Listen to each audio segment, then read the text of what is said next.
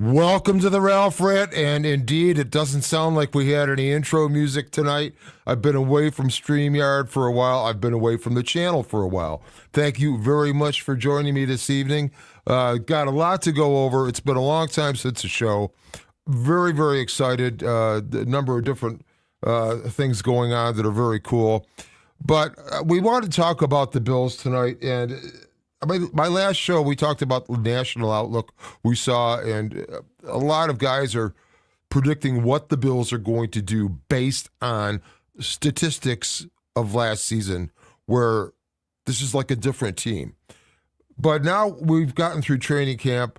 I've been following this closely, although from afar and not streaming. But I've got a lot to say about what's going on, and I take some difference with some of what I've heard out there. So let's get into it. First of all, well, what's been going on with me? Well, this first thing is pretty funny now.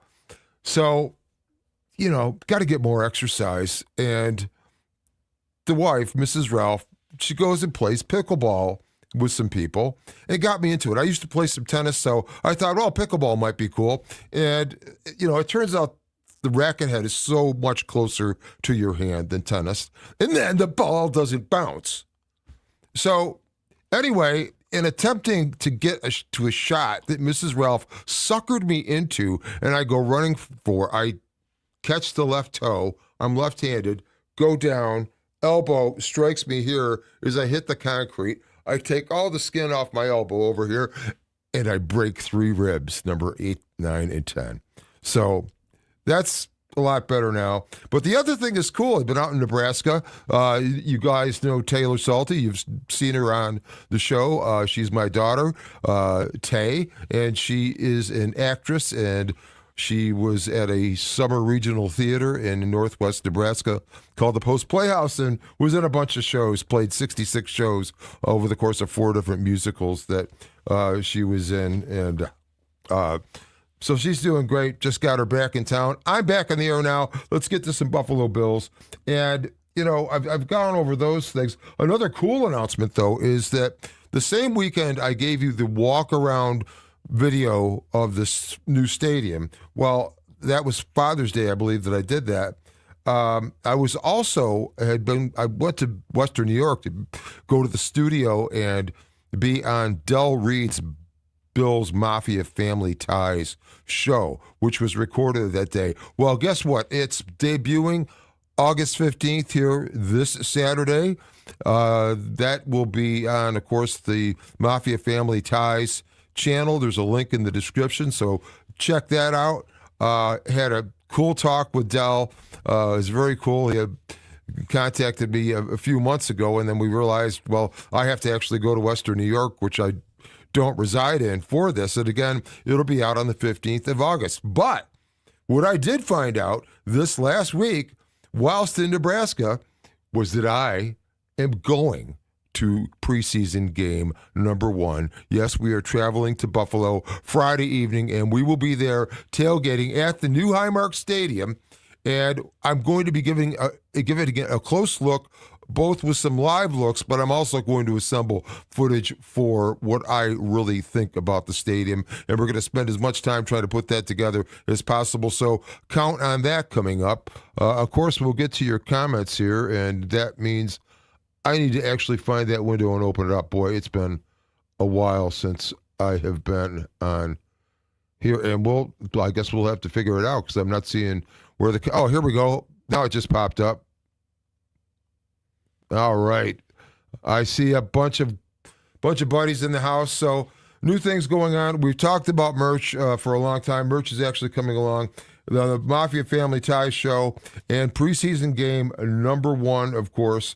Now, I've got a list of things here I've assembled, which is a number of various thoughts. They're not necessarily listed in any single order that I made them in, but I might start out here actually with Jim Leonard's press conference, because I have heard some talk that the Bills, and of course Leonard himself in the presser admitted the front was a little leaky actually at the return of the red and blue. And it's understood. He's been stacking information on them as it goes along, and he mentioned how he could call something that they installed day one or that they installed the day before. But I think there was also mention I heard, especially of the outside linebackers, the rush linebackers that create the 3-4, while they're the outside guys that actually create a 5-man front. And the point I want to make about this is that if you think that Greg Rousseau and Bradley Chubb as starters aren't actually looking really great in these situations, we need to remember something. Jim Leonard's defense, and Bradley Chubb explained this clearly, we've heard it from other players, it's about attacking. Chubb actually was quoted as saying, get off the ball and ask questions later. And that's the whole idea with this. It's very much attacking. It's very immediate, if you will. And the immediacy of it and the quickness of an NFL play, it's sort of like, okay, you're in a dragster and then you hit the throttle and you're gone. Well, that's fine if you're going a quarter mile in the drag race. But if you're only going 100 feet, as soon as you get going, you've got to pull back the throttle. And this is what is going on, I believe, with the outside linebackers. And yes, there are some supposed sacks of Josh Allen that may have occurred in practice had the play gone through. But moreover, these guys know they're not going to hit Josh Allen. So automatically think, well, you're getting ready to pull up as soon as you've made this very quick move across the line, which is why this game Saturday is so very important, because now they won't give a shit who is on the other side of the line of scrimmage. Pardon that French. I never do that. But they're not going to care anymore. It won't be Josh Allen. And I think we'll get to see this. Now, we won't be seeing a lot of scheme, I think, from the Bills defense, because that's reserved for the regular season. I think the preseason is more about individual performances. Leonard mentioning that he wants to see physicality, that he wants to see that aggression. And that sort of goes hand in hand with and he even mentioned this in his presser about playing somebody in a different jersey. And I think that's important for the Bills defense, especially to demonstrate what's possible with this, with the immediacy and getting off the ball and asking questions later, how that sort of translates into actually taking on an opponent. And they haven't seen this yet, this scheme with these players. And the scheme is, yes, it's a 3-4, but it is a particular color of 3-4 of Jim Leonard's. And this is a symphony that hasn't been played yet. So we're going to see what's going on with it. But I believe, based on how well Leonard teaches, how smart he is, and especially his comment that he thought that Sean McDermott left the team with very good rooms where people and the culture of the room was already established, that guys communicated on a professional level, things were exchanged, ideas, there was understanding around the room of what was going on a particular defense. And Leonard indicated that he has seen far, far different and worse in other places in the league.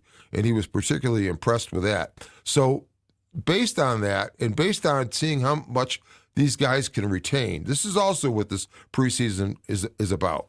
It's like if you're in a band and you're learning a bunch of songs, and you've got them down in practice, but now you're going to get out and just do them, and you've got to recall every one of them. And that's what it is with these guys with these particular defensive setups. And Leonard also characterized the stadium as being loud as hell, and that was in the blue and red, because this, again, and I've talked about this in a number of videos, is the reflectivity of the canopy of this building is going to make this place really loud. I mean, really loud. I was under one of the shelters along Abbott Road on the other side where they're demolishing, well, it's gone now, but they were in the process of demolishing the Ralph there, and just talking under these things was like, what? You know what I mean? They're thick and they're really reflective, and this place is going to be great. In fact, Jim Leonard, in speaking about how loud it was, they had to use crowd noise in their practice because, as opposed to being on the road where it'll be quiet for the Bills' defense, because the opposing offense, you won't want to distract them as whoever that home team is. But we don't need this kind of light on here. But the other point is that, with this defense at home, the Bills Mafia is going to be going crazy trying to distract the opposing offense. And so the communication has to be good on this team. And that is the other thing that Leonard is looking for. I'm just going to check these off as we go. He was. I'm going to make a couple points here with this next one, and I see the one comment. Thanks for the unobstructed view thing, JP. Yeah, we'll get to that. That's pretty funny.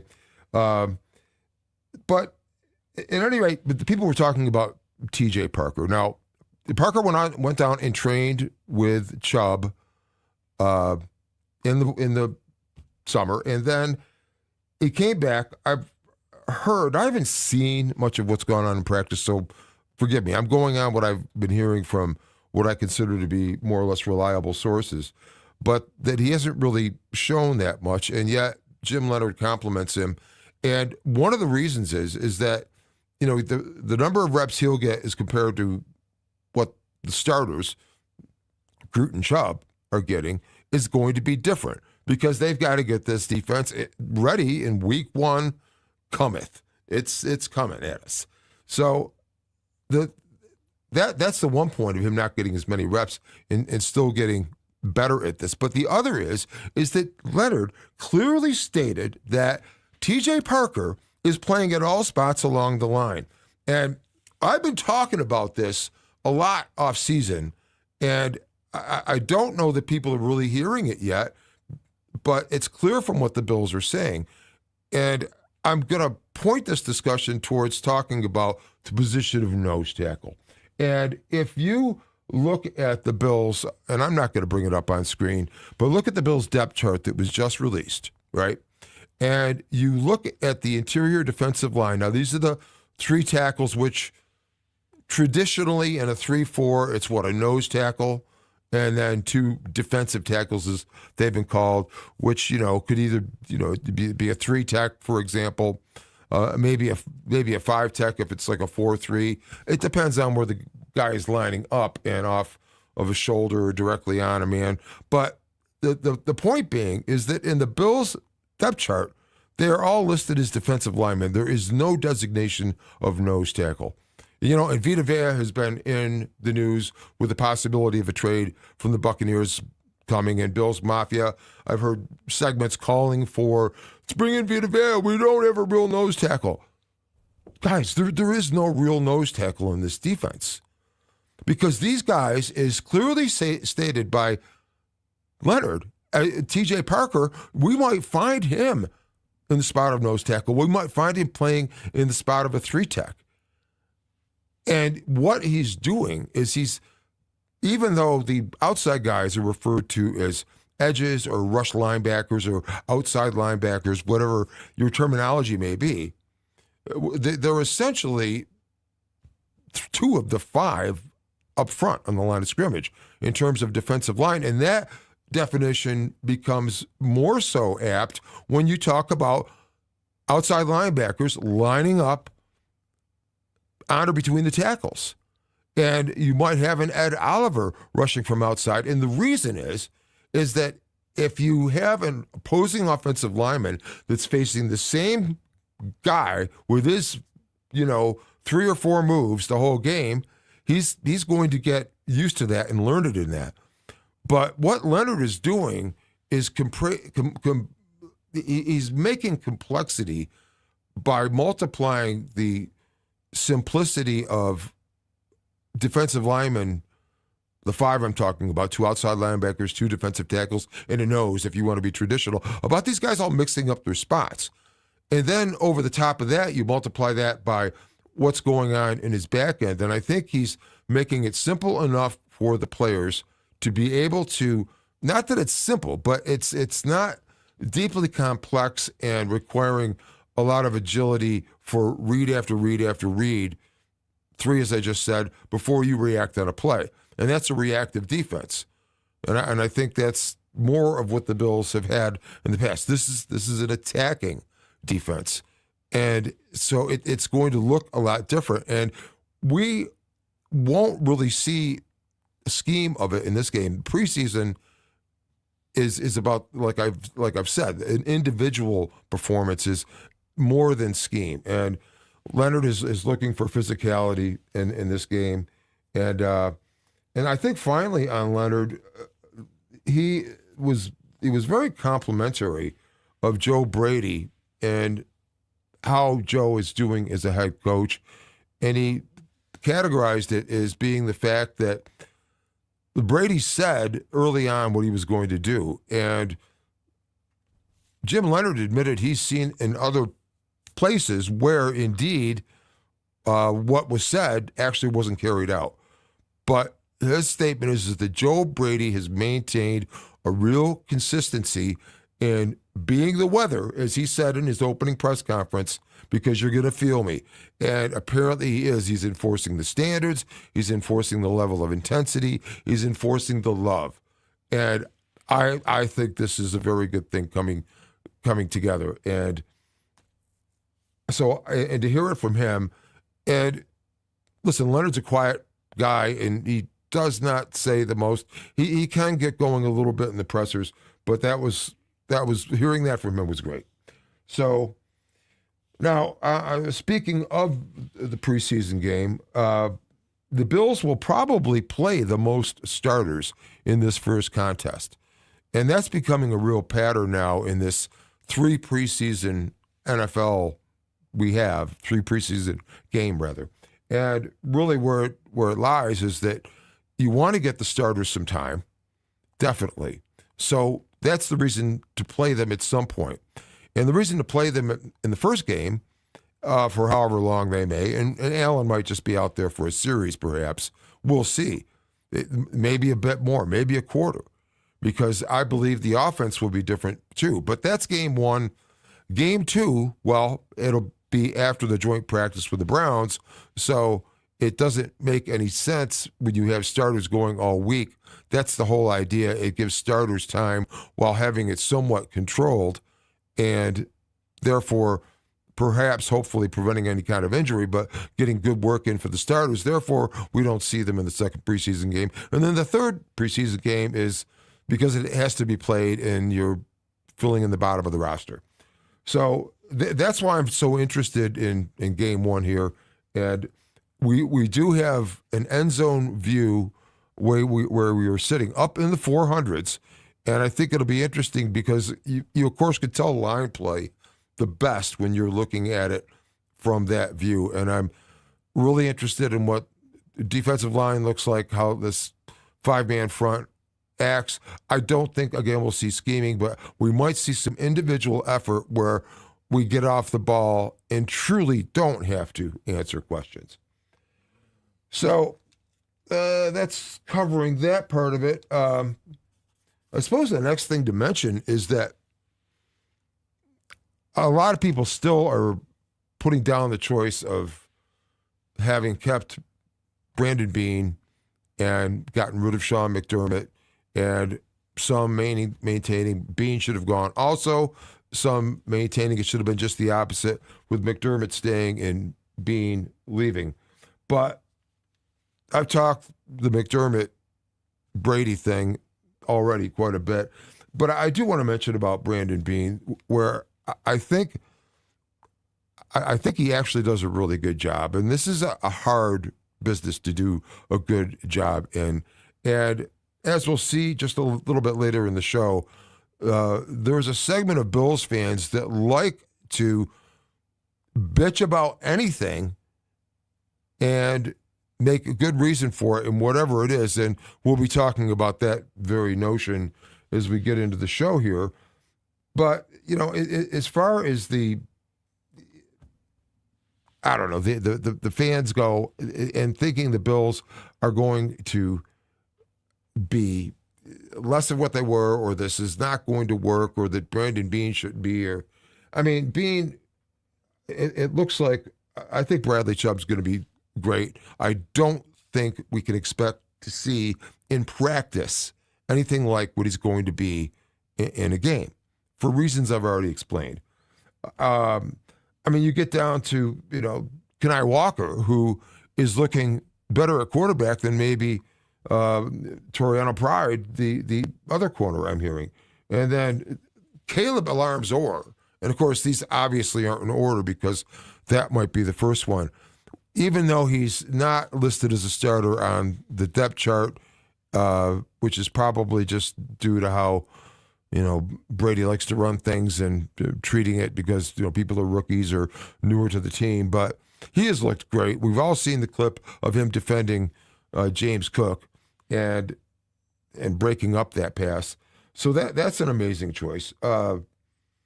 Jalen Kilgore, who this is interesting because if he goes to safety or not, of how this might work with who the third safety could possibly be when we're talking about, having obviously Bishop and C.J.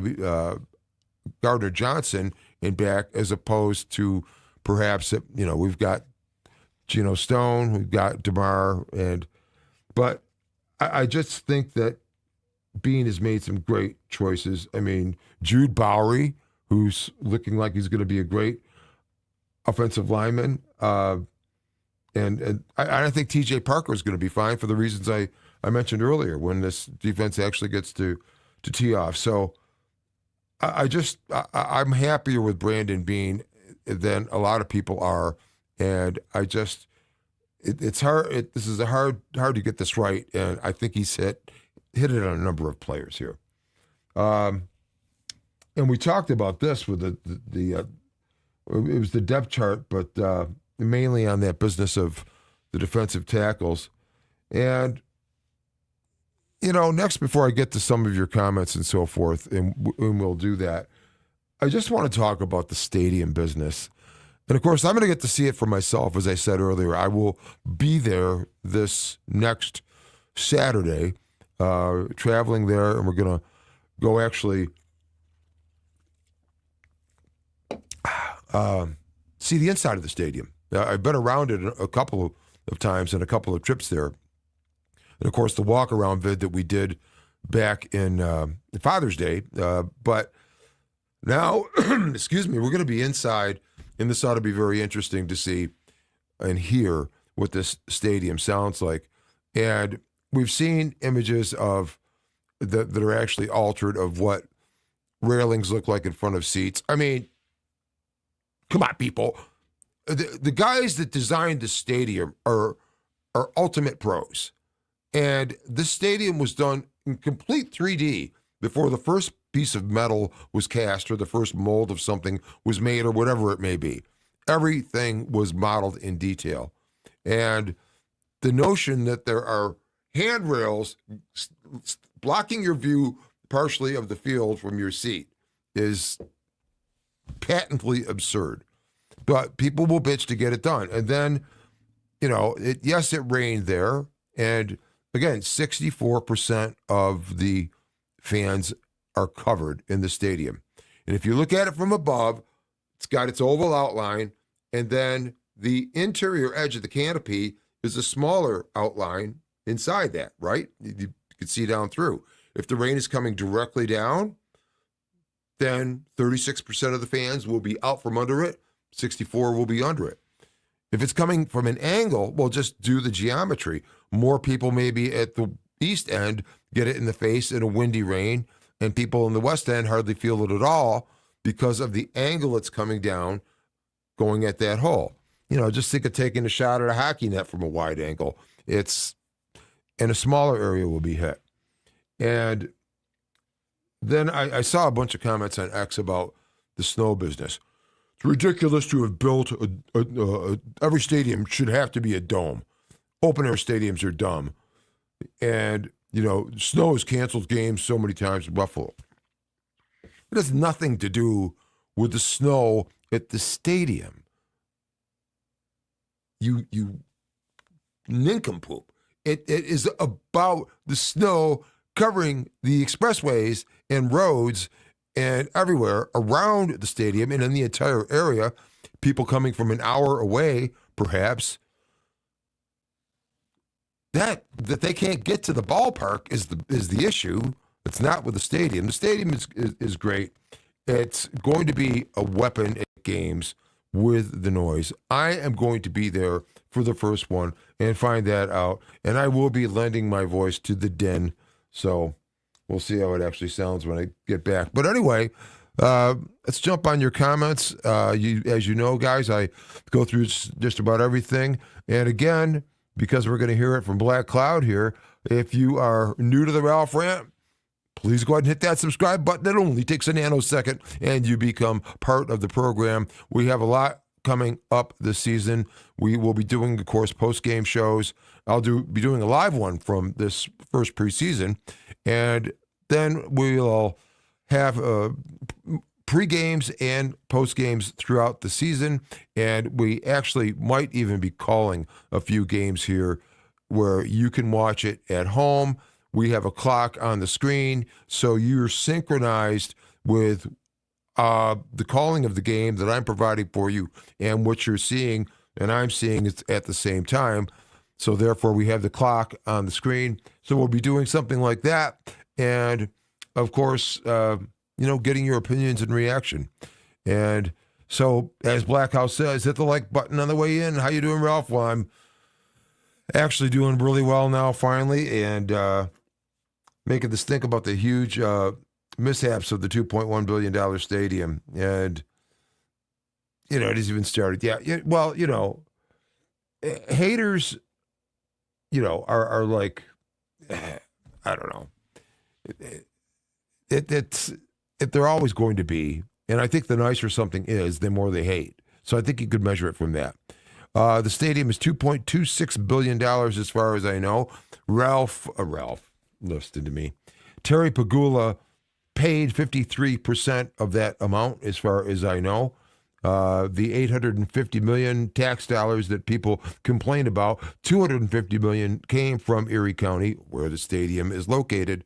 But the rest of that $850 came from New York State, and a good chunk of it was actually appropriated, apparently, from monies that came from the Seneca Nation payments to the state of New York for operation of casinos, is the way I understand it. It's something that Governor Hochul took advantage of, timing-wise, to be able to steer funds toward it, being the only professional football team in the state of New York. Thank you. So I think this is all really good, and I think the stadium noise-wise is going to be awesome. There's no wind down on the field, and I'm even hoping it's a blustery day. I'd love to feel what it's like down at the lower levels, the extent to which I'm able to go down there for a quick look, representing the Ralph Rant, of course.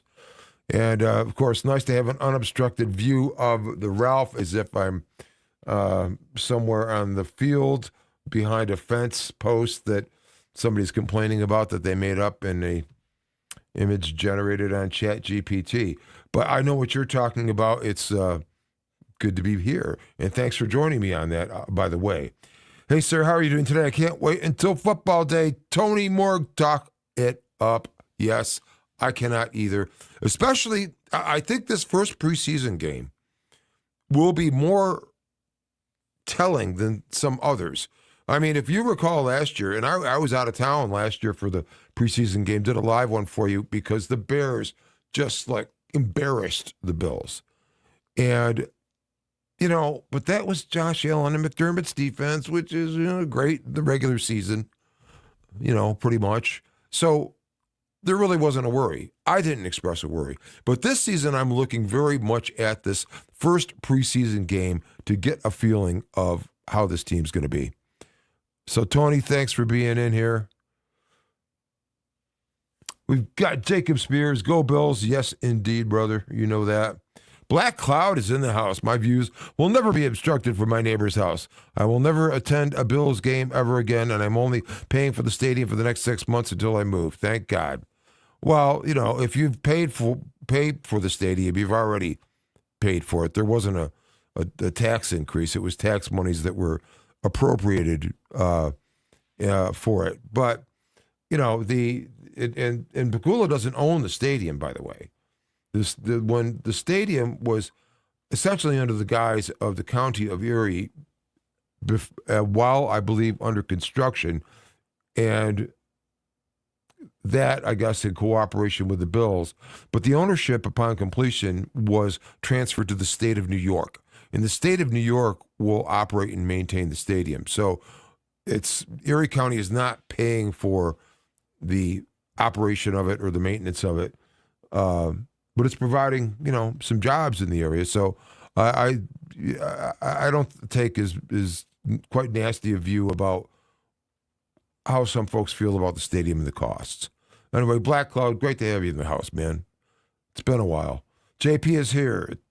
Is it true there are no restrooms or concessions on the 400 level? Well, yeah, because if you actually watch the stadium being constructed, it's like the 400 level is the top, and it goes all the way up. I actually have, we have the image of it sort of here. Yeah. And this is the 400 level right here. And this is like the uppermost bowl or uppermost tier. So there's a floor at the top of this where these people are. So where they're seated, they could actually walk, further into the picture because that's the floor, that's the concession level. Now, up on this end, I think there's walkways. I've got to see myself. But, the concessions and stuff are at the bottom of that. So if you're on top, I think you might be coming down the stairs. But I have to see that for myself, JP. But great to have you in the house. And thank you for listening to that long pictorial explanation. So Black Cloud seems the Bills parted way with those bozos at WGR. Or maybe the Bills will work with you instead of going forward. That would be dope. Well, I'll tell you what.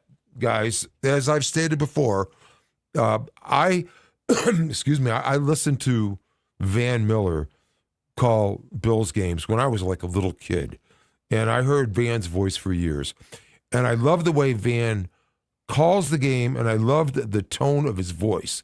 It's like a guitar when you play it a little harder, it gets a little edge to it. So very cool, and it's.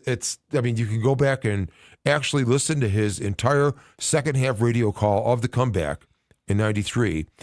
And it's great, except he's got two other guys in the booth with him that don't know how to shut their mouths and not step on the Van. But my epic dream would be to be the next radio voice of the Buffalo Bills. Indeed. And in fact, that's why I want to be calling some of the games. That would mean working with Eric Wood because I'm talking about Chris Brown's job, and Chris has been great at it. He sort of graduated to it from basically being the analyst for John Murphy before John unfortunately had to leave the booth. And, of course, John Murphy was once Van Miller's analyst. And when the Van gave it up, I believe in 2008 or 4. I mean, I think it might have been 2003 or 4. The Van called his last season with the Bills. But I would like to emulate Van Miller because I just love the way he called the game. I mean, we could be there, envisioning this. That's right at a ball game. You're sitting there, you're up in the booth, you're calling it. Here's Allen in the shotgun. James Cook lined up to his left. Now Allen with a snap. He's going to pump to James Cook. No, he's not going that way. He's got a man down there. It's DJ Moore, and he'll score. DJ Moore in for the touchdown. His first score with the Bills. And my goodness, didn't the Bills make that look easy? Look out, folks. And there you would get, the sort of Van Miller-esque announcing. So, yeah, that would be dope, Black Cloud. Thank you. People have to remember it's a game, entertainment. Hey, Mark, how you doing? Yeah, it's an entertainment business, but the integrity of the game and the fairness of it, I believe, is really always and ever important to the NFL. They're very particular about the shield. And, of course, when we talked about, refs, maybe stealing a game? Were they doing it on purpose, maliciously? There was a lot of cause to think that. If you remember the Bills and Chiefs game, Kincaid had that first down. But you like to think that they probably are very, very concerned about that and are trying to keep it square. Funny, the people in the hundreds and 200s get got, I don't know what, piss sauce or whatever when it rained on the other day. I guess the stadium won't cover most everyone how they originally planned. Well, as I've just stated before, do the math. If the rain is straight down and you're looking directly above the stadium, 64% of the fans are covered.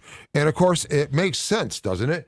Because the distance from this point all the way around the stadium, past that end zone, back to that point, is much shorter than going from this point at the 50-yard line all the way around the stadium and back to that same point. In fact, it's probably nearly twice as long. So yes, the canopy just comes out to here. But again, please do the math. 64% of the fan base is covered looking straight down at the stadium in what would be called a planned view. So, and you could see why, because there's a lot more fans on this upper ring than there are here with its 3 tiers or down here with its 3 tiers. And, if you've got the money to get seats in the 400s and you really are interested in being on the same level to walk right out and get like a seat in the second row here, then get a seat there. But this is how the stadium built. It's stacked very high, and to have added another level of concessions, people in the 400s are just going to have to climb the stairs. That's all there is to it. And they are steep because the stadium is built to be a hot rod for the fans to really give the opposing team hell. So we're all fine. Well, I'm too. Cool. Coming up for the Dolphins game on November 22nd. Yes, what are the chances I could beat you? Well, I may well be around there. And of course, that's the week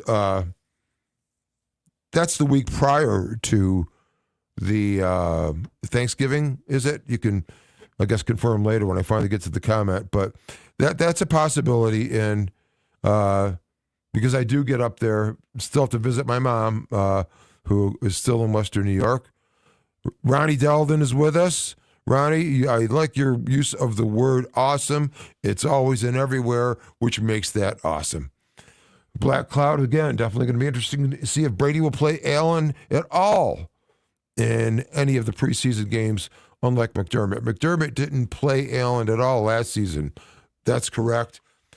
I have a feeling we're going to see Josh early in this game. I think they want to run through a few new concepts with this offense. And that's a good spot to talk about this, because we're all talking about the 3-4 defense, the new scheme the Bills are putting in. We're talking about Joe Brady and how good of a head coach he could be. The one thing we don't talk about is the new offensive coordinator, Pete Carmichael Jr. And I never hear his name mentioned. He looks, I believe, and thinks like a Yale doctorate professor. The guy is smart. He's almost sort of ponderous sometimes speaking, because I could see how he's thinking. And I think he is an offensive. He's just like a great designer. And it's like the guy that designed the Michael Jordan shoe for Nike. If you've seen the movie, and he was kind of a, laid back, sort of different sort of cat. And I just think that's the case with Pete Carmichael.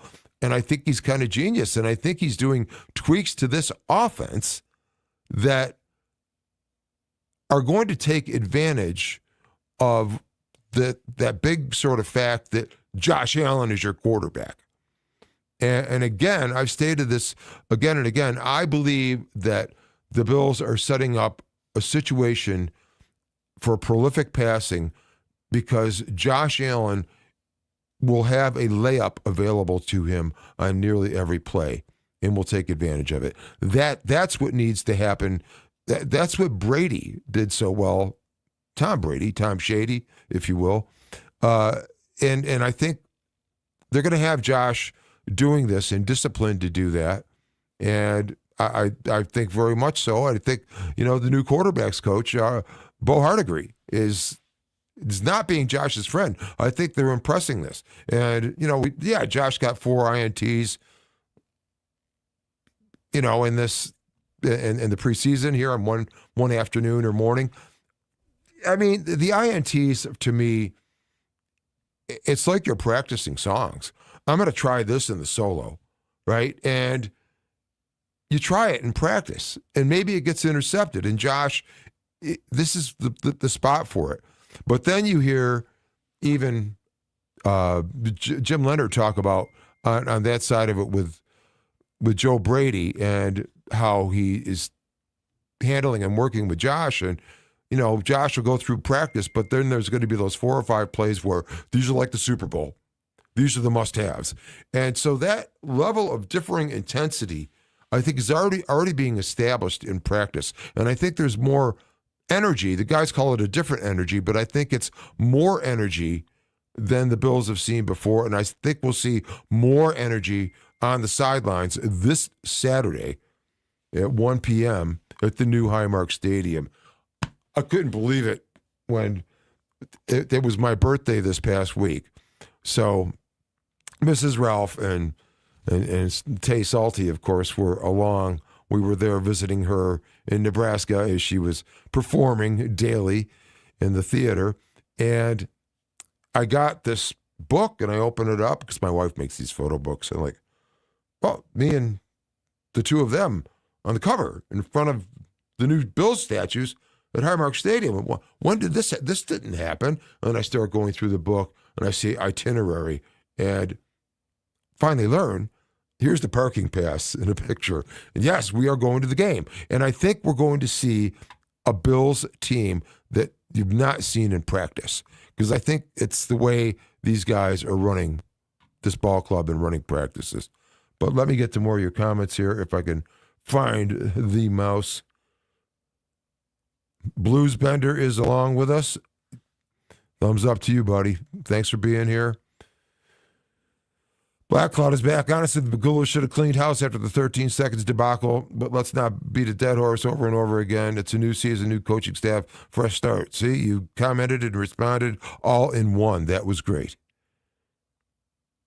And who do we got here? Blues Bender rock and roll.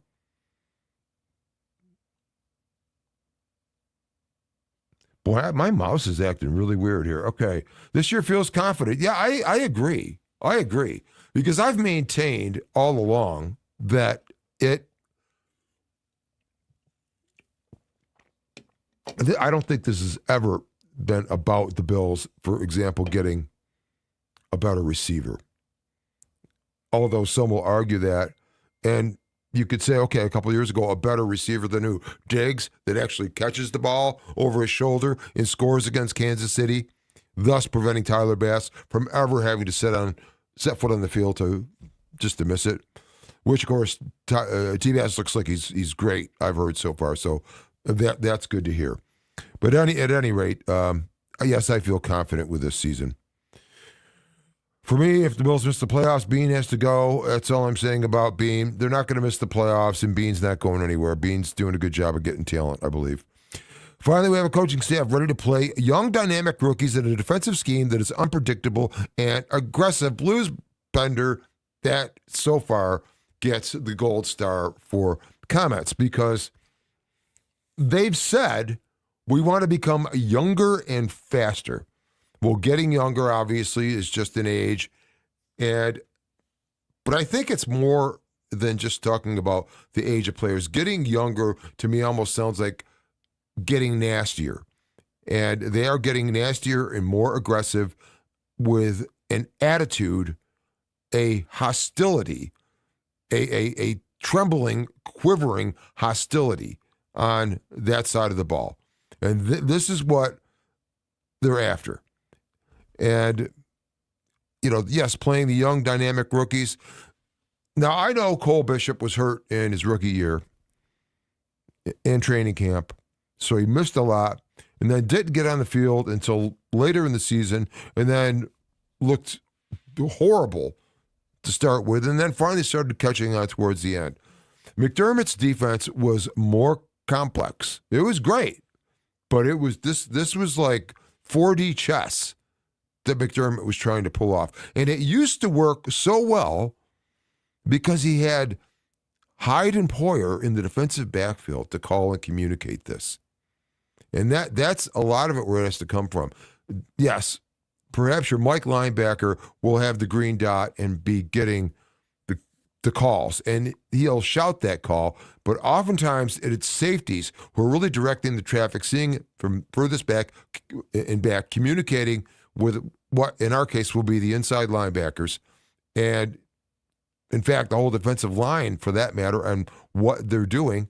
And that communication is important, but it was tougher with the McDermott defense, and that's why Hyde and Poyer, who were so good at it, made the defense great. And the reason the defense was great statistically is because they never let anything get behind them. That's the idea. You never let the big play happen. The Bills defense will have some big plays against it. I mean, you could count on it. Like, the receiver running by himself over some confusion. It may happen, but maybe not based so much on confusion, but on what they're actually running, because they're going to be running different things as they get into a game. I mean, I think they're preparing to run through several different versions, but not everything against the Texans. We won't see those during this game, but yes, the staff is got a more reactive defense where you don't have to really think quite as much. You can just be fast and get off the ball, as Deion Walker was quoted in saying in a recent video of mine. And the unpredictability and the aggressive nature, that's exactly right. The unpredictable part, again, when we were talking about the fact that I don't think, and the Bills haven't listed anybody called a nose tackle. It's not on their depth chart. And why is it not on their depth chart? Because they aren't having guys play in one position. A given player is not going to be in one position all game, every game. That's predictable. But if you've got 5 positions that are on the defensive line of scrimmage in the 3-4, because the 2 outside linebackers of the 4, that's the 4 part of the 3-4, that's the 2 outside linebackers, are actually not playing back where maybe a Willis Sam or a linebacker would be, but they are instead up on the line of scrimmage. And this essentially creates a 5-man front. And it does really a number of different things. It changes the math, because now it's 5 essentially defensive linemen on 5 offensive linemen. Yes, if the offense is running 11 or 12 personnel, have a couple of tight ends in there. But it changes the math from what the Bills have dealt with before. And it's probably going to mean a few things. Number one, it's probably going to mean that Ed Oliver is going to see far, far fewer double teams than he's seen. I also think we're going to see all of the players always attacking in some form. And that's why I believe them when they say that you're going to see maybe Ed Oliver on the nose sometimes, maybe Deion Walker in an outside linebacker position even. That you're not going to know, and they're going to unleash this stuff, and it's designed to be able to be simple for the players, but complex at its application based on the genius of how Jim Leonhard is constructing this. And that's why I think it will be cool. There will be some learning at first. This will be fun watching it, but I'm sure it's going to be really good. And Blues Bender continues with a coaching staff that will be on the field. Yes, indeed. And, and we'll see. I imagine Pete Carmichael Jr. will be the one coordinator that's up in the booth. But Jim Leonhard, I believe you're going to see him on the sideline. He'll have eyes upstairs telling him, okay, I'm seeing this, and him being able to trust that. But he's going to be down on the sideline because it's the temperature of this team, of its attacking nature that we're really after. Continuing on your comments, Jeffrey Green is with us. Do you think we would do more dime packages with 3 safeties this year? You can count on that, actually. I really think you can. And this is why, there's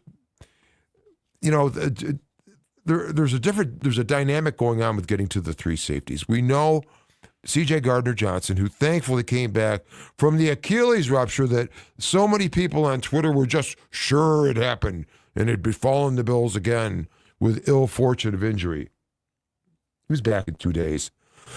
Remember something. When an injury really, really seems to hurt a guy, when he's actually in a lot of pain, oftentimes those injuries are less severe. The more severe injuries won't be associated with as much pain. They'll just be something that's broken, either a bone or a ruptured ligament. And then, Michael Hoyt is looking fabulous. And I hadn't known this until a couple of weeks ago as far as how Hoyt had this done. I'll get back to your point, but his Achilles wasn't the classic rupture where the tendon parts ways with the talus, which is the heel bone. That's your big golf ball size heel bone that you feel at the back of your foot, and your Achilles tendon is attached to the back of that. No, Hoyt's rupture was mid-tendon, the actual tendon itself sheared. And that is far easier to repair, as you might imagine, because it heals much faster because it's tissue rather than bone down at the end. Because when it rips from the bone has to be involved heavily in the healing to re-adhere the tendon to it. But when it's 2 pieces of tendon that are just getting put back together, they can heal much faster. This is why Hoyt is on the field and available, and he will be key to this because I think Jim Leonhard considers Michael Hoyt to be the big 270-pound, 6'4", 6'5", whatever version of Jim Leonhard. Because Jim Leonhard was an animal on the field. He would hit guys. He wasn't the fastest, and he's not the biggest, but he anticipated and understood things so very well that it enabled him to be at the right spot before other, perhaps better athletes could be because he saw it coming. And like I've said in earlier vids, if you go read the book Collision Low Crossers, Leonhard kept like volumes of notes playing for Rex Ryan. And he basically learned defense from Rex Ryan. And if you want to call it an adaptation, I think it's far, far refined from what Rex had. Rex actually was kind of complicated. He got so deep and creative with what he could do. But he was a defensive savant, Rex Ryan. That's why he was never a great head coach. He was a defensive genius. But not really a great head coach. On the other hand, I believe Jim Leonhard is probably quite capable of becoming a head coach, and I believe we'll see that in a few years, hopefully after there's about 3 or 4 Vinces sitting in the Bills trophy case. But I believe that the defense he's putting together is going to be great. And there are people that will gripe about the talent, but I'm not even going to get into the talent point. I'm going to answer the question. Do you think we would do more dime packages with 3 safeties? Yes, we would. And the reason is that there will be a lot of rotation in this defense. When people heard it about the defensive line, they were thinking, oh, okay, we're just, running a new crew out there because the old crew is tired and we're going to rotate them so the guys stay fresh all game, which is what we used to see in the Bills defense, rotating 2 of the 4 linemen in and out in given ways and times or situations. No, here, like I talked about, when we've got a given defensive lineman like T.J. Parker, who's an outside linebacker, where we might see him at a 3-tech or even a 0 at some point, where he then drops back into coverage. We don't know. But these guys are going to be playing everywhere, essentially. And so I think that the whole idea here is that the dime packages would be like sub-packages of what we would see, and that's what I think you'll see a lot of. And yes, I think you will see 3 safety setups because I think he values the extra safety sort of over adding like, a second low safety or another slot, essentially. Because at times, the three safeties, the one might replace the slot on that given play. And as terms of the guys, like the rookie Jalen Kilgore, who looks like he could be great. I think they're bringing him along at a particular pace, but, he's transitioning from slot to safety. So they're getting him, into that. But you've also got, for example, I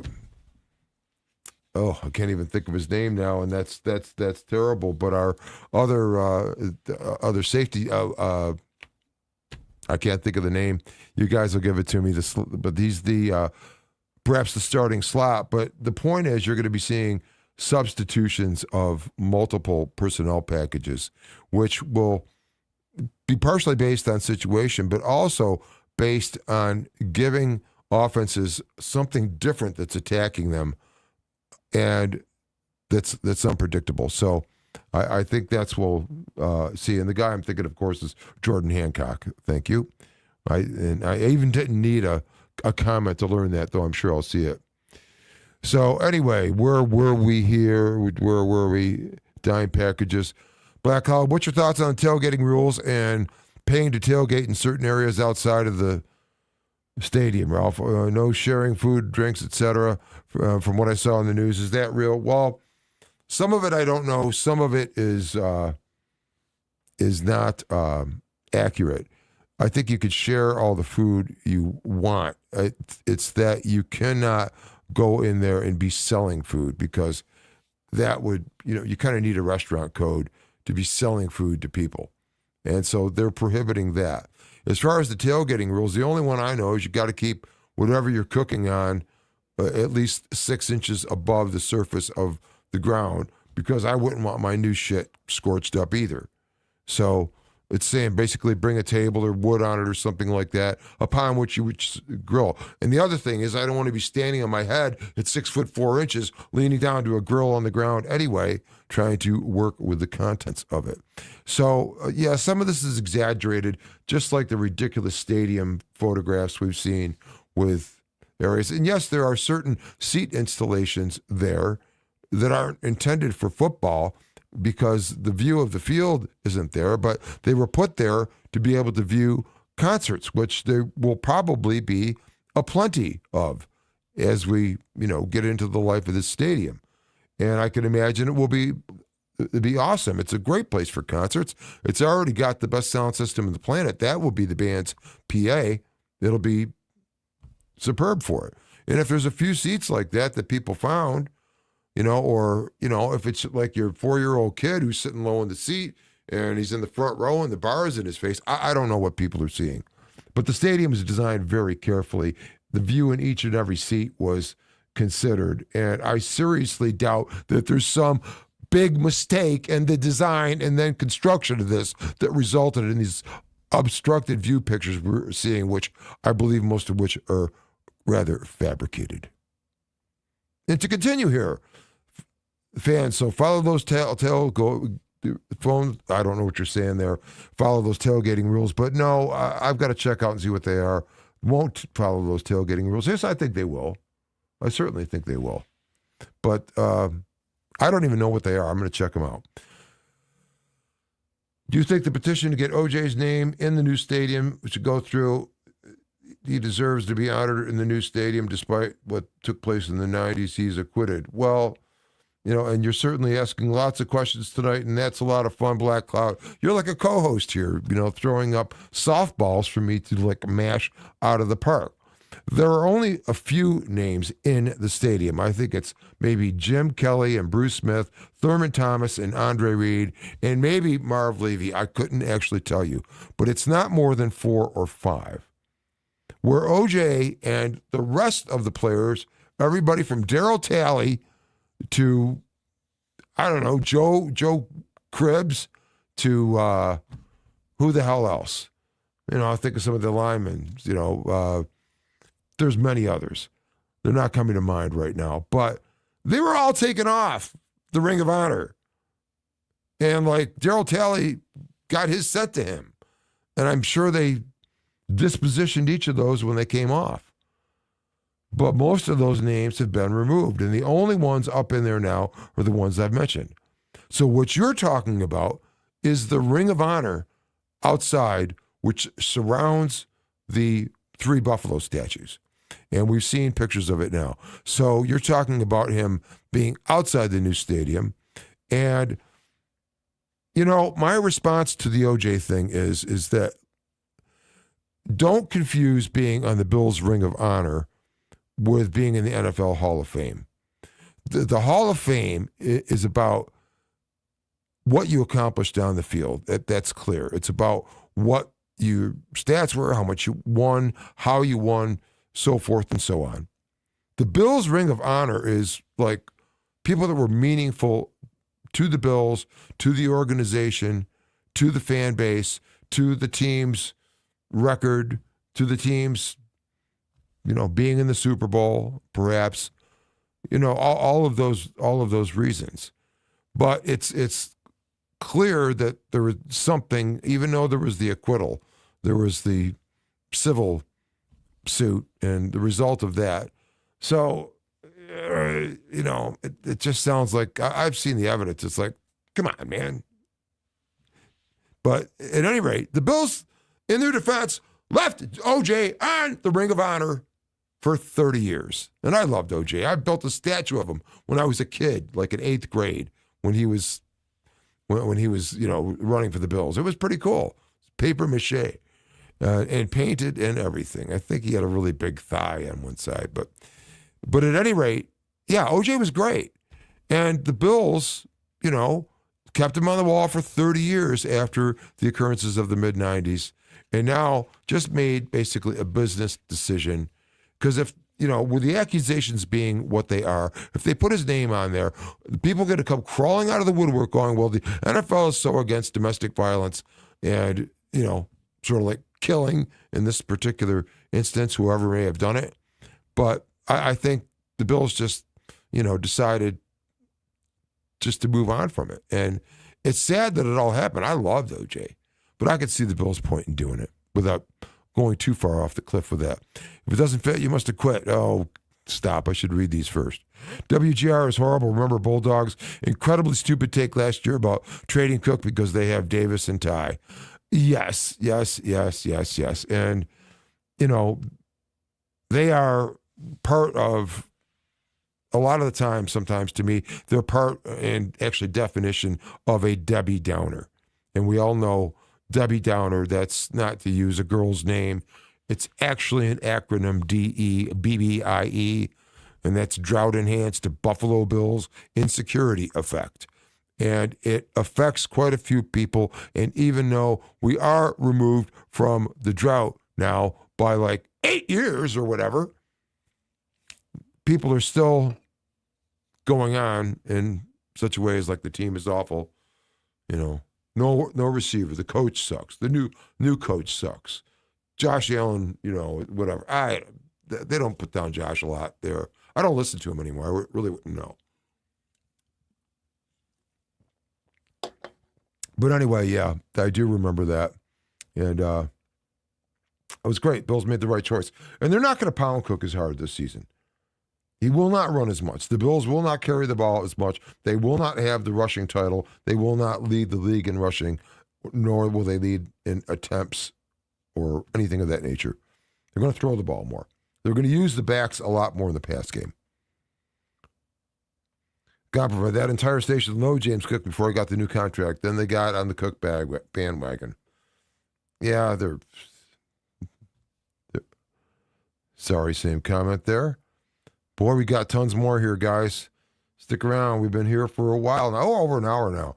I hope the threat of DJ Moore will free up Keon a lot more to be used properly. Keon gets so much hate, and I think this year he's going to be a really good weapon. I think we'll have 10 touchdowns at least. That would be interesting. I think Keon is definitely going to have a breakout year.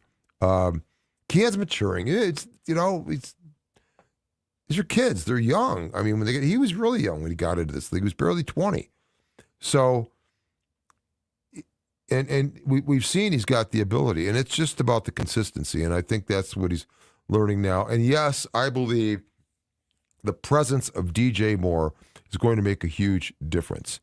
Moore will be a difference maker, and he is, like the new Diggs, but I think he's better. And the one thing that DJ Moore does that not a lot of people talk about, he's got very late hands to the football. That is, he does not show his hands as if he's going to catch the ball until the last instant before the ball actually arrives, which is great because if he's got a defender who is like in man coverage, looking at him, trailing him down the field, and DJ doesn't tip him off by putting his hands up, a good, 3/4 of a second or so, or even a second before the ball arrives, so he can knock it away, then he's not going to have a shot at the ball. And DJ's going to catch a lot of passes downfield from Josh. And I think Josh has learned a little bit to put some balls up and let receivers run to them.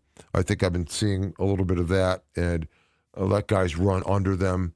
And I think we'll see DJ Moore, be quite something in that regard.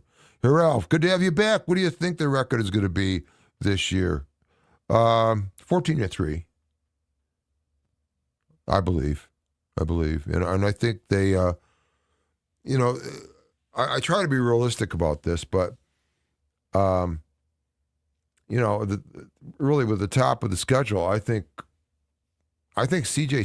Stroud was abominable in the playoffs. And when teams get waxed in the playoffs, in elimination games, now this doesn't happen to the Bills. I mean, the Bills have had, except for that debacle against Cincinnati, but that was after the whole Damar business. So that's got an asterisk on it. But in general, the Bills don't get the crap kicked out of them in games that end their season.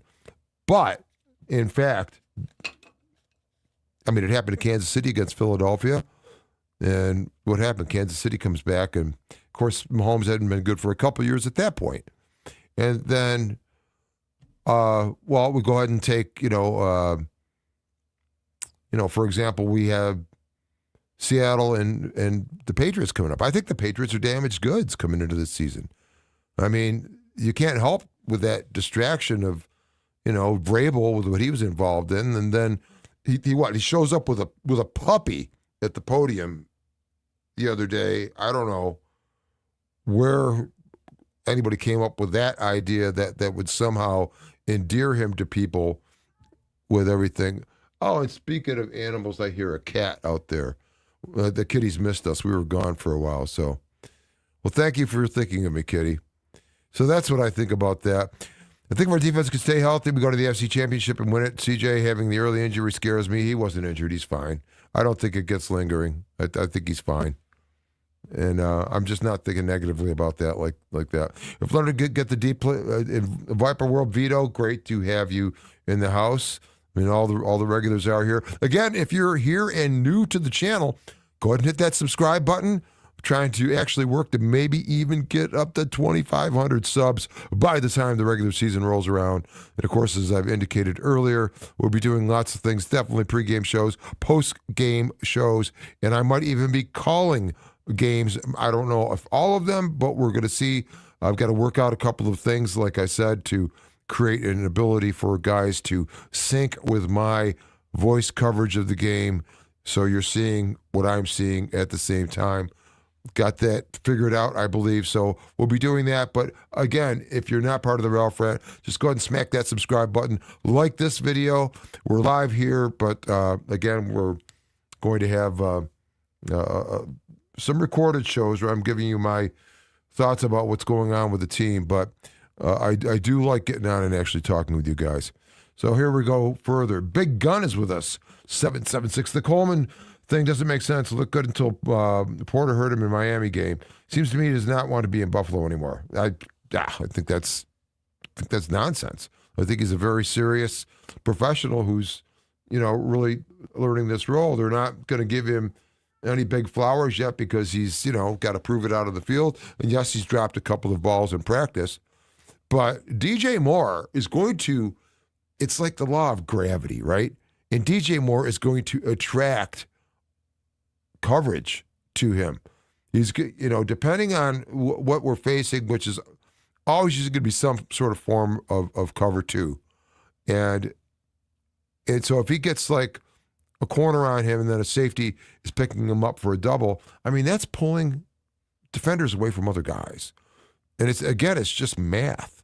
And that's going to create a situation where, yes, you're going to see Keon get more footballs. You're going to see Khalil out of the slot getting some balls. They'll even get Skylar Bell out there on particular things where I think he'll be great. But I think this will be not just an offense, but a team that's actually prepared to put youngsters on the field in real games, unlike the McDermott regime would do. And we'd always wonder, well, Brandon Beane sucks because Cole Bishop couldn't get on the field when he was a rookie, but Cooper DeJean, who he could have had, goes and intercepts a pass on his birthday, picking off Patrick Mahomes in the Super Bowl 2 years ago. And then people blame Beane for this, that, you could have drafted. No, Cole Bishop is great. McDermott's defense was difficult. It was hard to get on the field. I mean, remember when the Bills signed Mike Edwards, Chiefs safety, coming off one of the Super Bowl teams, and Edwards couldn't even get on the field, and they couldn't get along. This is different. I just keep on saying this is different. But no, Keon Coleman, I think, is going to have an exceptional year. You sure you aren't a doctor, Ralph? You seem to know a lot about anatomy and physiology. No, I'm just old and have read a lot of shit, I guess. But thank you. First game against the Texans, looking for the Bills to play more aggressive. Texans ate them up physically last couple of games. Time to get mean. And that is right, Vito. And I think that is why you've seen Brandon Beane go out and retrieve maybe not what people think is the most talented player out there.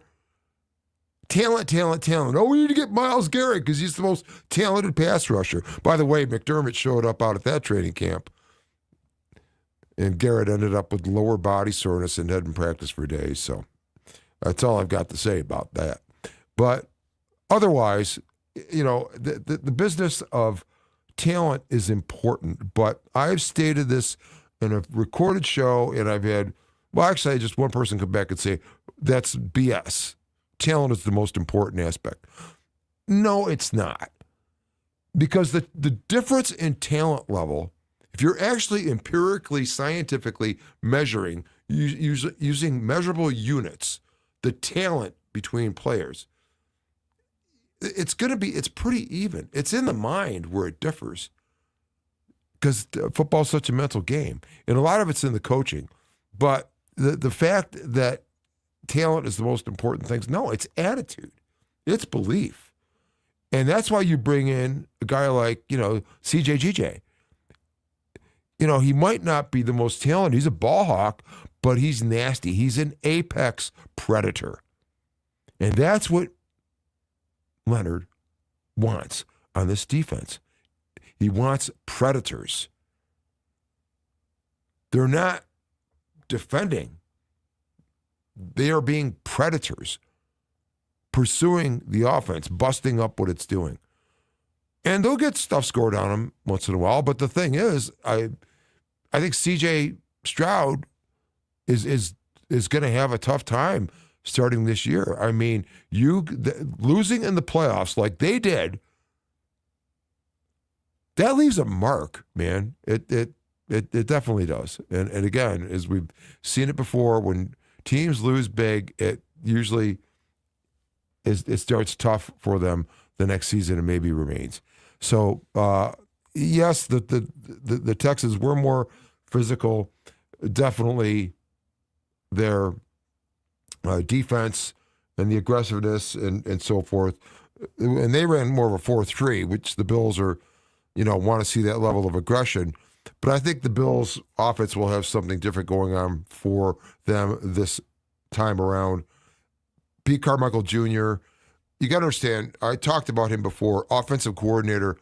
Everybody thinks, this is Brady's offense. We've got an offensive head coach now. This is Brady's offense. Yes, there are elements of it that are Brady's offense because he's developed them over the years. But Pete Carmichael, it's like, he's like Pete Dye coming in and redesigning a golf course, right? And there are tweaks you make that make it infinitely better. And that's what Pete Carmichael is doing. And it's like Pete Carmichael is taking this Ferrari that was the Bills' offense and turning it into something like more than that, a different level. And I believe that's what's going on. Now, Joe Brady's going to be driving that Ferrari. He's calling the plays. But I believe that Pete Carmichael Jr. has a lot to do with what we're going to ultimately see from the Bills on offense. I think the Bills will be a far more prolific passing team. Josh Allen may well have his biggest year passing yet, simply because how they're going to do things and who they have to do it with, namely DJ Moore. And then you're going to be seeing them fake run plays and just flipping a ball to Jackson Hawes, who is going to ramble for 20 yards. I mean, I believe they're going to be prolific. And I think finally we have a defense that is going to be as aggressive and as feared as the offense. And I think that will eventually happen when they get to that. What do we got here now? Hope the bonehead game day situational errors go away. Chasing 2-point conversions, ramrodding quarterback sneaks, et cetera, et cetera. No, I think there's going to be some real creativity with this, and I think you're going to see a more settled Josh Allen. And I think you're going to see a lot more of Josh Allen taking layups and then having the big throws mixed in. Their use of the backs in the passing game will be big. And I do not believe they're going to keep a fullback, ultimately. I think they've got two right now, Jackson Acker, and then the other guy who apparently looks a little better, but they clearly stated that unless they really demonstrate to themselves that they need a fullback, they probably won't and save the roster spot for something. Because quite frankly, if you're talking about a fullback, you've got Jackson Hawes who can play in the H or he can play in line where, it's like Reggie Gilliam was. And if you want to compare Jackson Hawes and Reggie Gilliam, well, Jackson Hawes is bigger. I don't know if he's faster, but he's a better blocker. And I think we'll definitely see maybe more even, 13 personnel where we've got 3 tight ends on the field in big people packages that allow like a chip block and then a throw to a guy. So I think you're going to see a lot of more of that out of Pete Carmichael. And I don't think we're going to see these situational errors. I think Sean McDermott was just kind of tight. He got so adhered to his process that the process got rigid, and he got rigid in and he just couldn't be flexible on game day. It would be an interesting study, but I kind of believe that.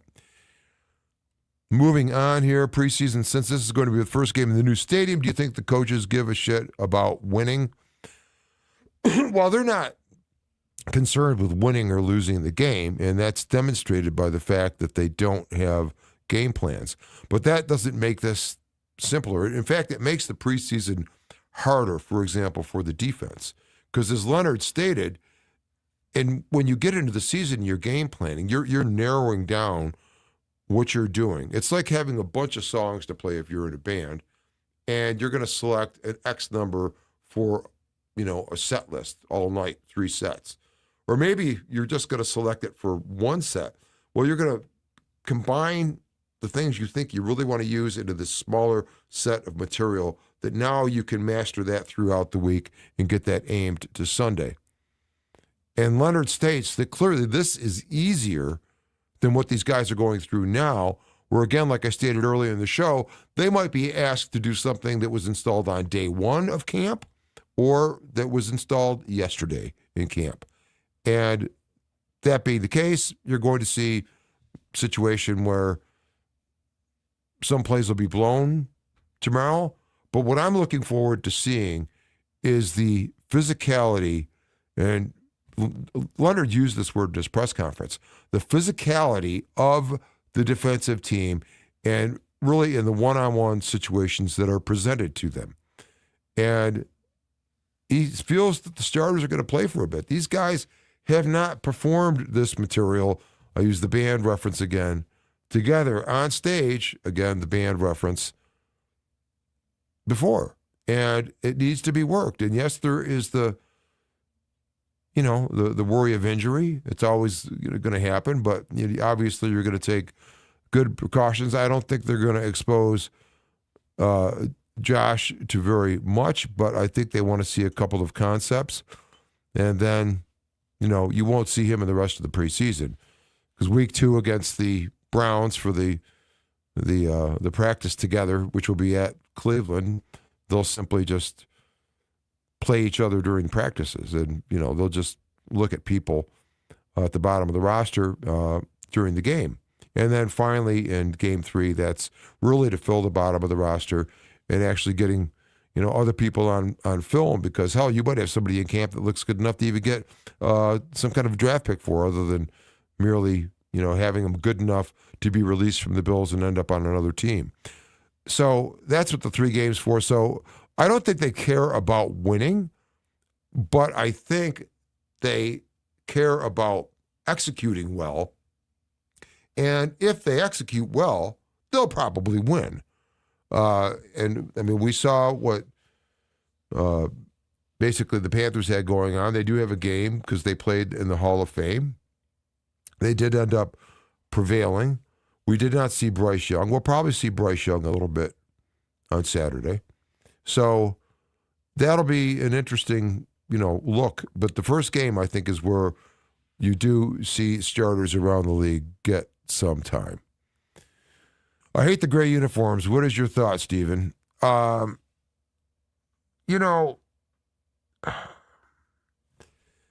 The problem with the Bills is that when the AFL was formed, there was only 8 teams, and they selected, why not, red, white, and blue. I mean, hell, Jack Kennedy had just been elected president. The nation was on a high. Red, white, and blue really meant a lot to a lot of people. So Ralph Wilson picked those colors. Now, the thing with the gray, of course, it's the nickel city because, nickel. But that gray also was a component color, I believe, of the old Bills uniforms in the All-American Football League or whatever it was that was happening back in like the 40s. And this is before the AFL. And it was, I think, maybe the Buffalo Bisons at that point. And by the way, you should have seen all the bison I saw in Nebraska. So cool. That's another story for another day. But that's where that color comes from.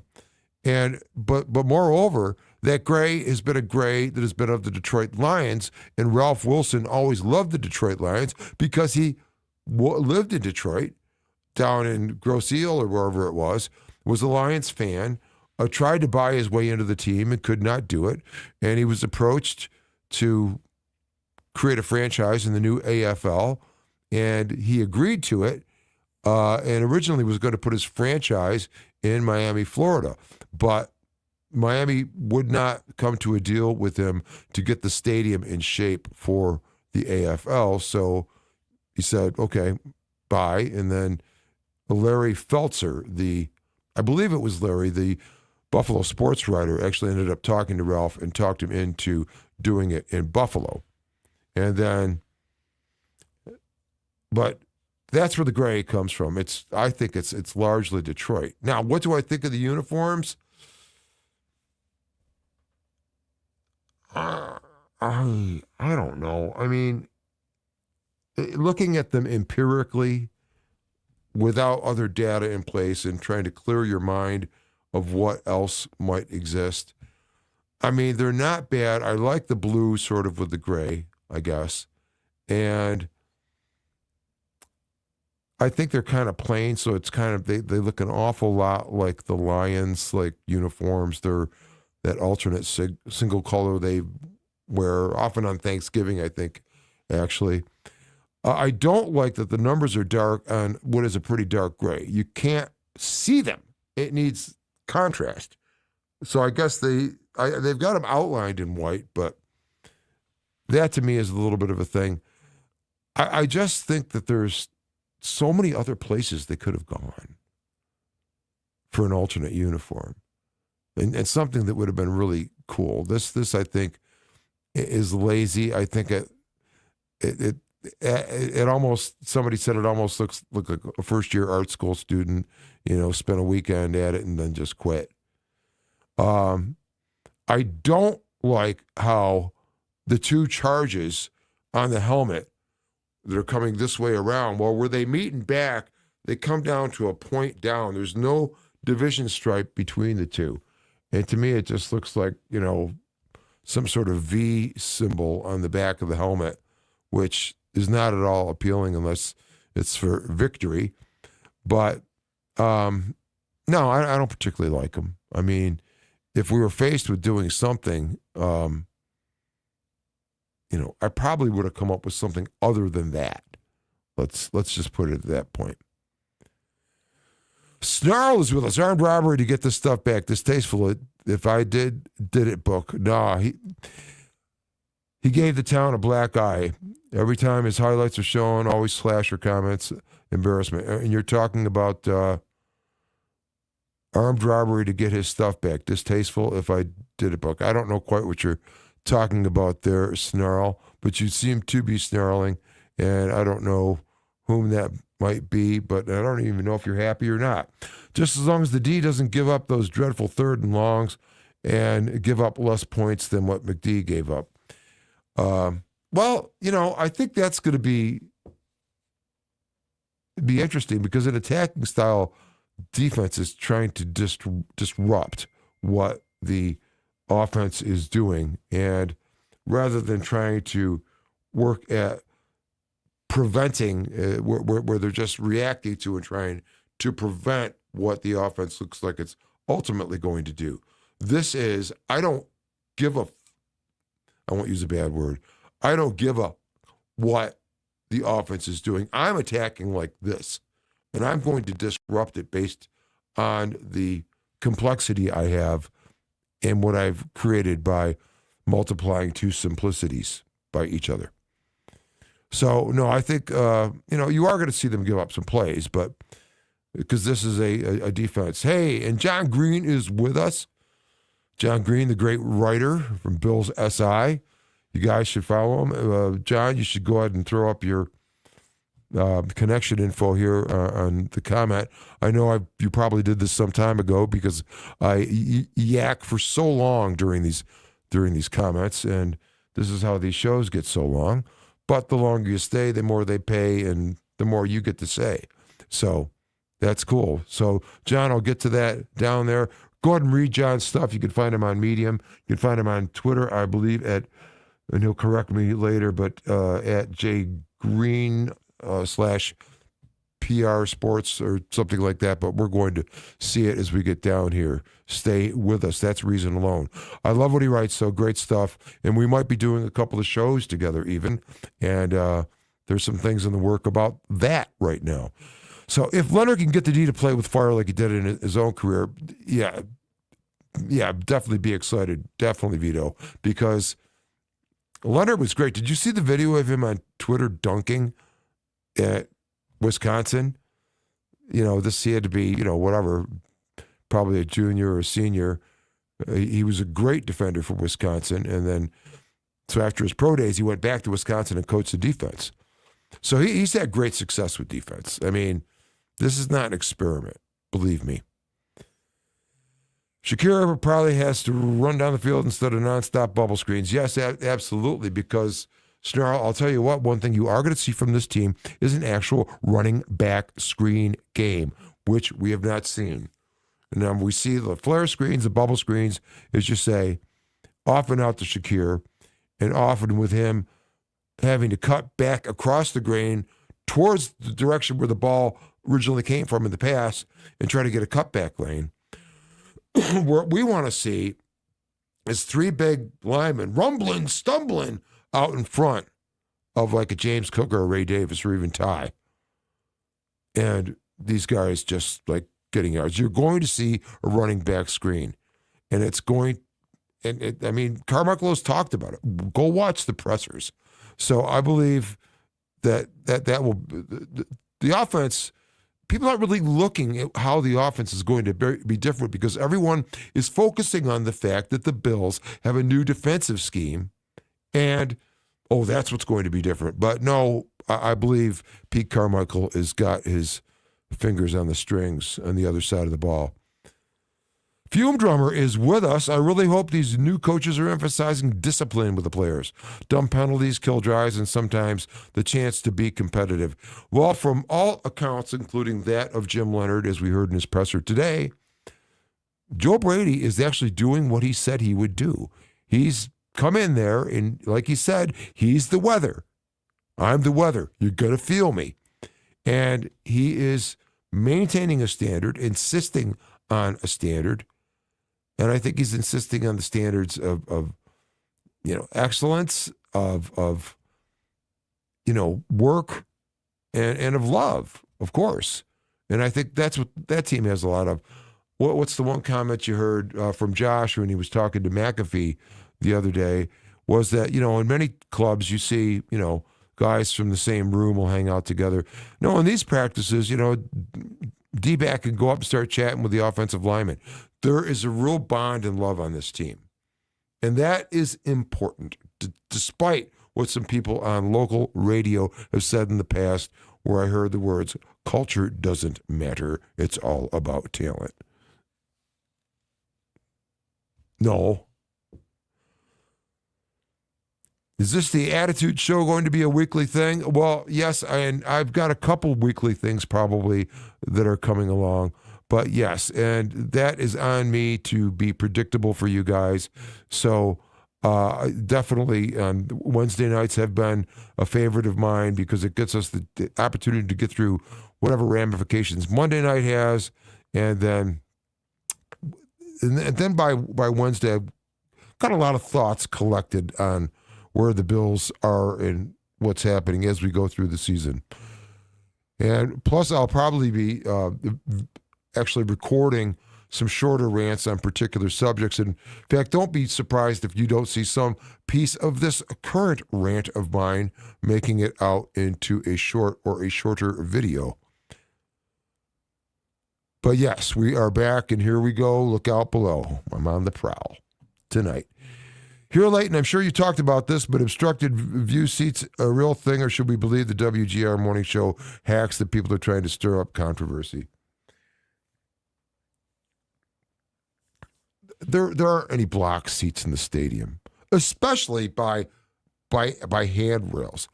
Now, the Bills have stated that there is a limited number of seats installed that are there because you put seats there anyway, because in certain situations, maybe a concert in the stadium, those seats are of value. But the seats are not made available for spectators of the game. But people took pictures nonetheless showing the obstruction. And I believe that's where those walls come down at what would be the east end of the stadium.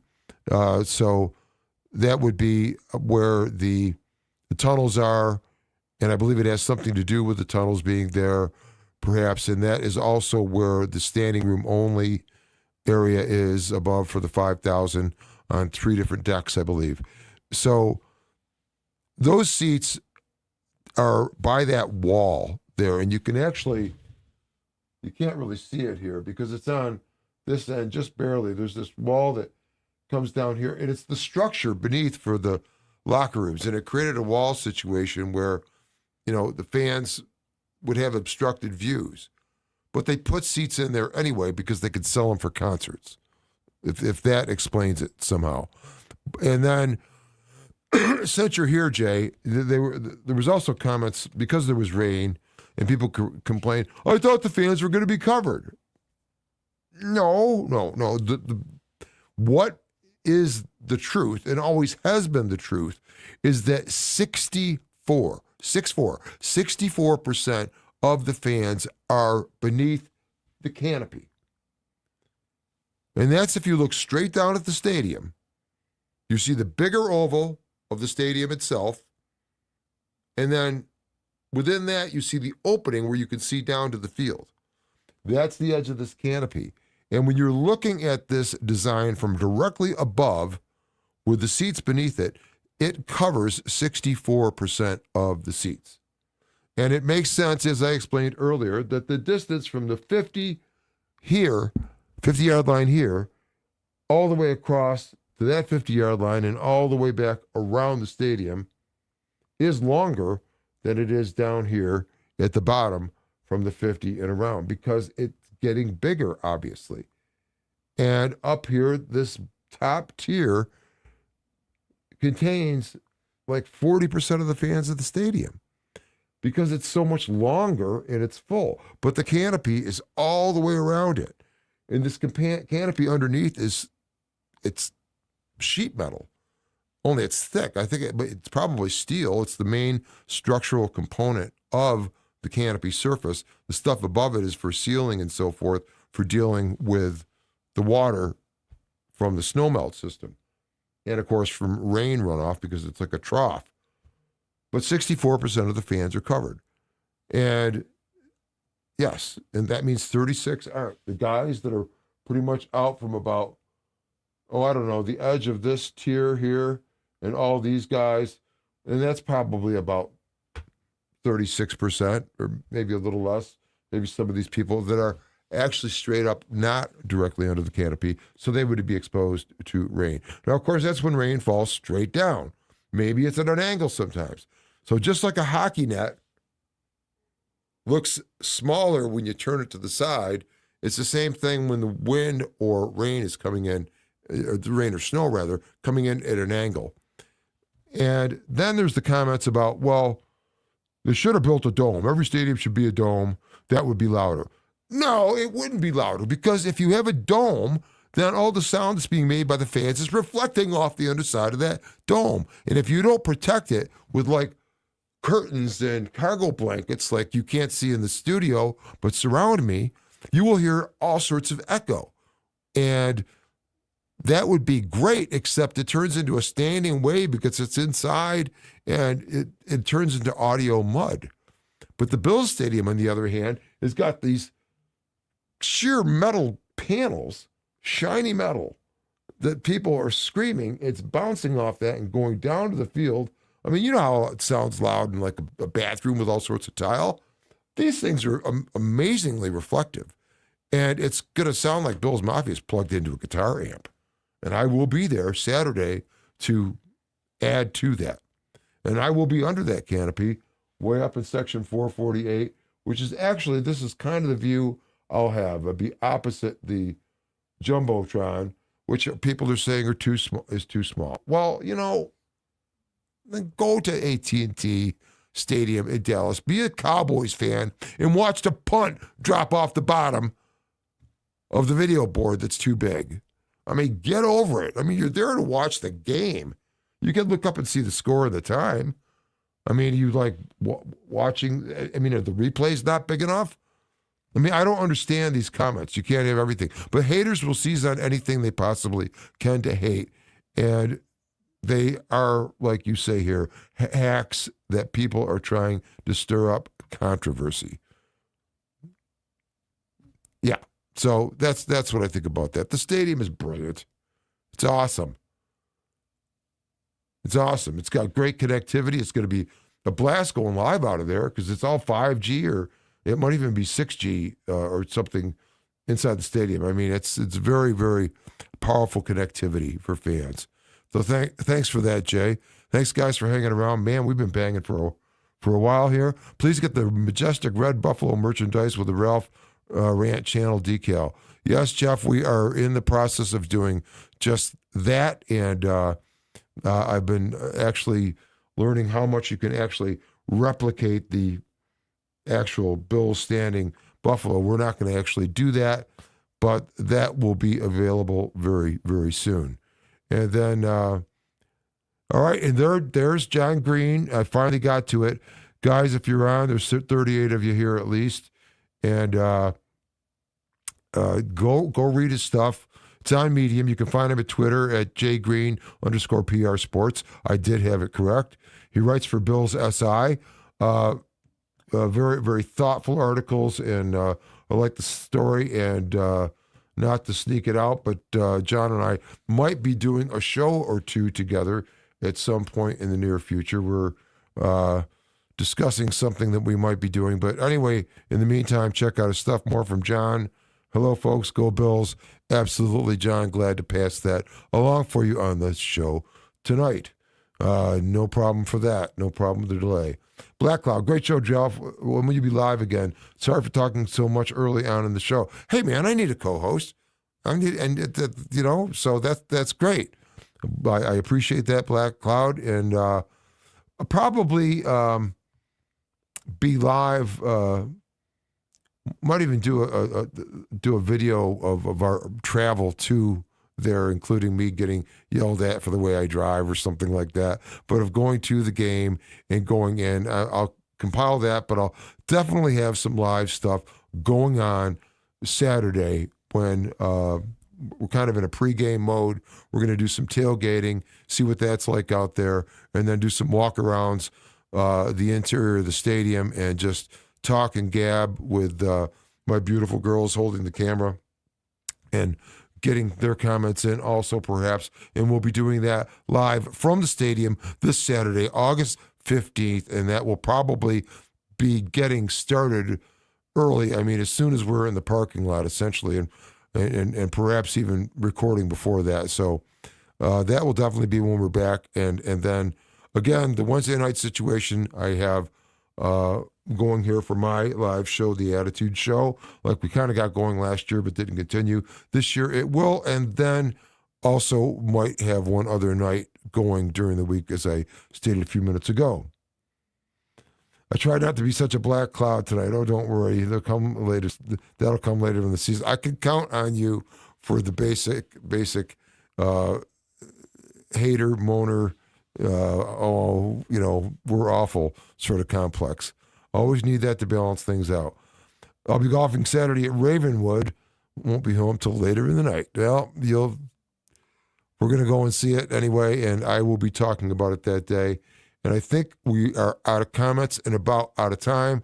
Again, guys, if you have any more questions, I see there's a bunch along. We can keep going here, but I don't know how much of the video actually gets seen. But I think breaking it up into pieces is kind of cool, which is why it's fun talking to you guys in this format. 2 hours in, and I basically brought nothing to drink except a half of a Coke. What a fool. But anyhow, we'll keep it going for a few more minutes here and get any of your other questions in. And I think I covered everything before. I mean, we went over basically a lot of what Jim Leonard was saying in his press conference today. And we talked about the starters playing and the fact that, we're going to see a younger, faster, meaner on this team, especially on the defensive side of the ball. So this ought to be fun. Yes, definitely hydrate. Must hydrate. And I'm usually hooked up. I've got like this vat-sized build water thing, but I was putting this together kind of quickly tonight. Anyway, thanks, Black Cloud, for your input. And that's probably going to do it for mine. Going to go ahead and actually hydrate indeed. And, go back and listen, think about we talked about a lot of stuff tonight about where I believe this is going and how well I think it's going to go. And yes, I went on record as saying I'm looking at a 14-3 Buffalo Bills. And I just see them. I mean, you've got Josh freaking Allen. And now you've got this defense compared to what we had. I mean, to me, it's pretty simple arithmetic. So, again, guys, thanks so much. If you are on still and are new to the channel, please take the nanosecond required to go ahead and hit that subscribe button, like the video, share this video if you care to, and stick around. We'll be back every Wednesday. I'll have more coming to you in other forms of content, of course, and we are approaching the season where we're going to have game calls. I'm working that out, and we're going to redo this how Van Miller would have done it, and not be, no, I won't mention his name. He's a little screamy. But anyway, that's going to do it. So be good, do good, God bless, and go Bills. I am the Ralph, And this is the Ralph Rant out.